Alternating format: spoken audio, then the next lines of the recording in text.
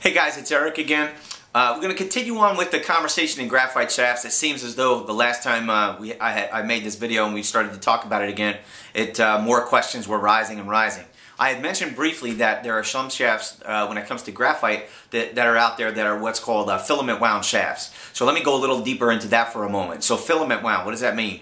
That means it's a single fiber of carbon fiber that's wound around a form, otherwise known as a mandrel, and at that point they use resin and tension to start to wind it together, kind of similar to what you get with a spool of thread. So when you're talking about the Aerotech line of irons, like this one here, that's basically what this is. Okay, so at that point, with the advances that they've made in resins, now they hold together very well, and also the implement of the steel fiber, which again is the width of a human hair, so spun around that same form, and now that gives it a little added strength. So because of the fact that it's not sheet wrapped, there are lots of people out there that believe that this is a better way of being able to make graphite. Again, that's a personal opinion. I like the feel of the Aerotechs. And they work well for me, but doesn't mean it's probably the best shaft in the world. I think that's just really a matter of opinion and personal position, because I've felt some other graphite shafts that felt nice to me. However, their assembly process is a little bit different.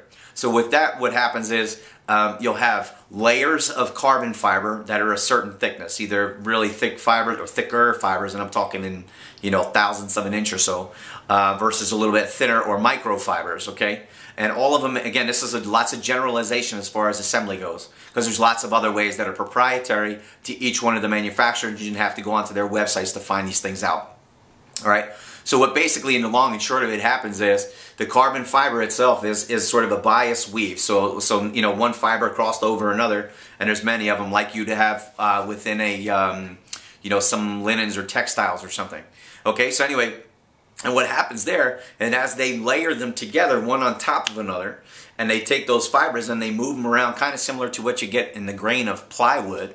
At that point, what that does for the shaft itself is it starts to develop wall thickness, right? And also it starts to develop mass.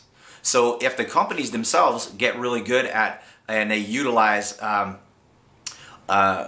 resins that are very high quality, then they don't need to use as much resin to hold the carbon fiber together. The old school, graphite shafts from probably in the 80s and the 90s, the big issue with those is they had to use more resin because it used to break down in UV light and heat and things like that, and they basically used to just get brittle and break.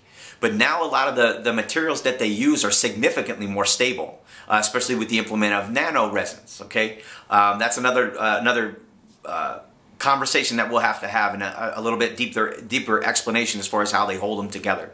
All right. So anyway, in the long and short of it, that was a great way to make a big advance when it came to assembling carbon fiber or graphite shafts.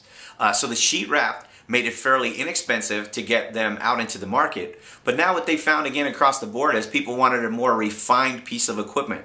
So that's when they started to implement the things like the filament wounds. So there's lots of different kinds out there. Again, that's a basic 101 of how to look at graphite shafts. They're not all just the same.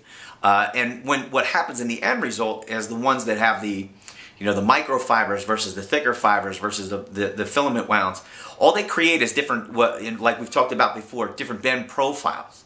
So the bend profile of a shaft is important only because the bend profile will either work with your swing or it'll work against your swing.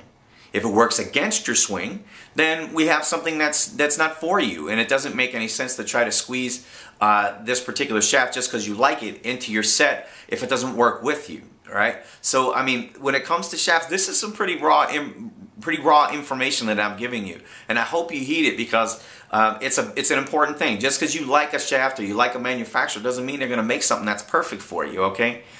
So again, with something like this, if carbon fiber or graphite shafts are going to be part of what you even think about for your irons, which I highly encourage, test a lot of them. That's a really big way for you to be able to know whether or not it's going to work with you and work with how you play golf. Again, I encourage it just for the vibration absorption side of everything. It can make you feel more fresh towards the end of a round.